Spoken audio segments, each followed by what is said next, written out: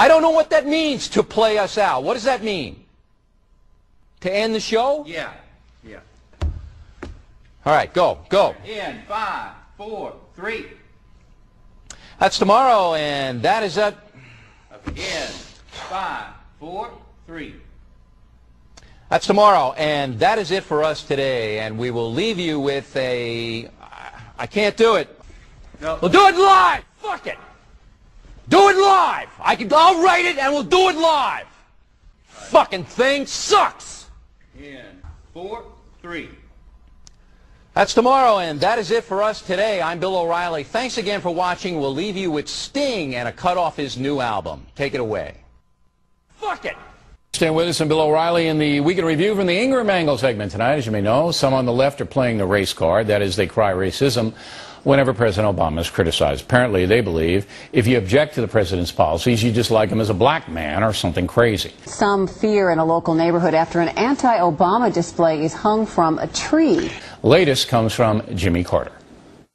I think an overwhelming portion of the intensely demonstrated animosity toward President Barack Obama is based on the fact that he is a black man. And I think it's bubbled up to the surface because of a belief among many white people, not just in the South but around the country, that African Americans are not qualified to lead this great country. Of course, Mr. Carter offers no stats to back that up, nothing but bloviating. It's a story you'll only see on Local 12. The display is at a home on Sims and Hicks Road in Fairfield. And the person who put it there says the message isn't political, it's racist. Joining us now from Washington, Fox News analyst Laura Ingraham.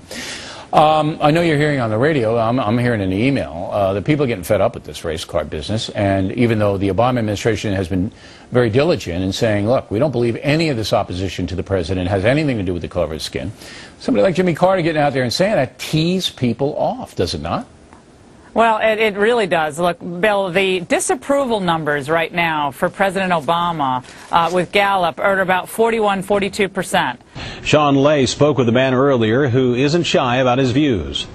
There it is, right above the McCain-Palin sign, a makeshift ghost hanging from a noose. A Barack Obama sign attached upside down, Obama's middle name, Hussein, spray-painted and misspelled above. That's a serious problem, and day by day, it gets worse and worse. Now, remember the big speech of the joint session of Congress, right? That was supposed to turn the tide. You got a little bit of a bump, and then, as we predicted, it started to fall. This is making it fall faster and fall farther. I disagree with what you said a little bit, Bill. I mean, I don't think the Obama administration has been out front on this. I think they've been very late and very anemic in speaking about Burton, this. Bill Burton said again today. Yeah, I don't know how many times the president. No, this isn't Burton at 30 years old going out there. This is so toxic and so poisonous to the public discourse. Mike Lunsford hung the ghost in his yard. He spoke to us off camera saying his views could hurt his employer's business. But he also says, make no mistake, he doesn't want an African-American running the country. Absolutely. The president, who did the big speech on race after the Reverend Wright thing blew up, he needs to get out there and say, knock it off. He will on Sunday. I guarantee you he's got to. Because you're absolutely right. What's happened is, and we talked about this earlier in the program, that Barack Obama is now getting hammered by Acorn, by Jones, by Jimmy Carter trying to help him, throwing a race card in there, and everybody's going, that has nothing to do with race. When's the last time, Bill, when's the last time do you think Jimmy Carter actually was a net positive for the Democratic Party? You know, I don't get him. Do you get him? Well, last time we checked, wasn't he down in Gaza and he was trying to fix things in Gaza? A couple of years before that, he was in Cuba hanging out with Fidel and talking about the medical supplies or something in Cuba. He's always doing something loony. But let me tell you something. There's nothing worse than a self-loathing Southerner. And the things he said about Southerners, in addition to the racism comment, I thought was especially deplorable, given the fact that we have all these minorities over the last couple of decades who've left these liberal cities, these enclaves like Michigan, which have been total failures in Detroit, and moved back to places like Mississippi and South Carolina for economic opportunities. I mean, it's just insulting. Lunsford says he believes Barack Obama is not a full-blooded American. And he says the United States is a white Christian nation, and only white Christians should be in power. But I don't get Carter, because if Carter had called Obama and said, you know, tomorrow on NBC News, I'm going to say the opposition to you is color-based, Obama would have said, don't do it. But everybody knows that using, as your word, the toxic racist card to try to marginalize legitimate opposition is going to just... They don't want opposition. They don't want opposition. I mean, you touched on it. Look, opposition is something they haven't been able to deal with this summer. They haven't been able to deal with it in recent months. With Lunsford not willing to share his views on camera. It's like, well, he's definitely anti-black. They thought it was going to be the Globama 24/7. They were going to go from the cover of Vogue magazine to the vegetable garden to date night in New York, and that everyone was going to love them so much that they were going to suddenly love liberalism. His neighbors are. Vicki Crow lives next door. She's an Obama supporter. What did you think when you first saw that? Well, actually, my 5-year-old son said it. Says, Obama's hanging upside down. But they don't love liberalism. The people of this country have rejected that time and again. And I said, he's what? He says, yeah, he's hanging upside down. And I said, show me. And he goes, it's the neighbor's ghost. And I said, oh. I kind of took it as a little bit of a racist statement because my grandson's mixed. They don't know what to do now. They're in big trouble, and they don't seem to be able to really tamp down what we're seeing as far as this, like, basically a speech code being imposed on the American people. It's like one of those campus speech codes. And it hurt just a little bit. Lunsford says he got the idea after an Obama supporter in New York put up this display of an Obama mannequin being chased by a figure of John McCain wearing Ku Klux Klan robes. You know, those PC speech codes? They want that to apply to all of us now, not just at places like Harvard, but everywhere in the country. So we can't really speak out without being called racist. Why do you think this acorn thing has blown up so big? You had the elite media ignoring it.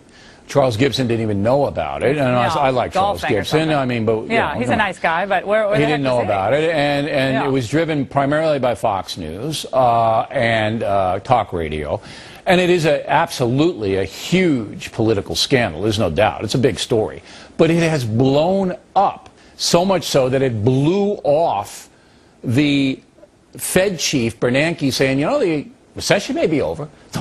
No, I want to hear more about acorn. How did that happen? How did that happen? Yeah, because again, it's the coasts of the United States think that the coasts are the whole country. They don't realize that this whole part of but why the animosity toward exists. Why the animosity toward acorn? I don't like them because I think it's corrupt. I think that there's millions of dollars going in there. It's getting stolen. It's getting, you know, all that. That's why I don't like them. But why do you think the folks really revile these people? Here, new mom Megan Story says this symbol makes her more than uneasy. It scares her. He's been a really nice neighbor, but it's one of those you just question and wonder, you know, if he's that forward about something, will he be forward enough to do something else too? So it is scary at times, but I mean, we live in a scary world. Oh, because, you know, Americans, they must be, I guess, according to Jimmy Carter, they must be all be racist. Well, I mean, white acorn people, the one in California with the underage hookers was white. Yeah. Well, exactly. I think it goes to the heart of what we hope for in our democracy, which is a little bit of idealism. This idea that when you get federal dollars, you're supposed to be held accountable for what you do with those federal dollars. And for this to happen on this scale, in this many acorn offices, and all these investigative departments at ABC, NBC, and CBS are kind of like playing catch up 5 days later. That's abominable. It's embarrassing for these networks. This is why they're bleeding viewership, and this is why they're bleeding influence.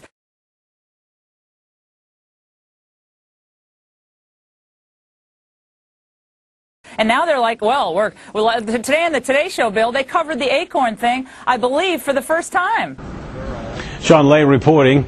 Lunsford also says he's motivated by the national media, which he says is pro-Obama.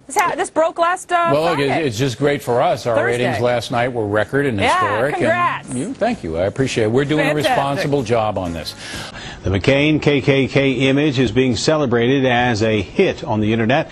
Lunsford expects a negative reaction to this, although he hasn't gotten any complaints. Mr. Carter offers no stats to back that up. Nothing but bloviating. He hasn't gotten any complaints. Fucking thing sucks! In. Fuck it!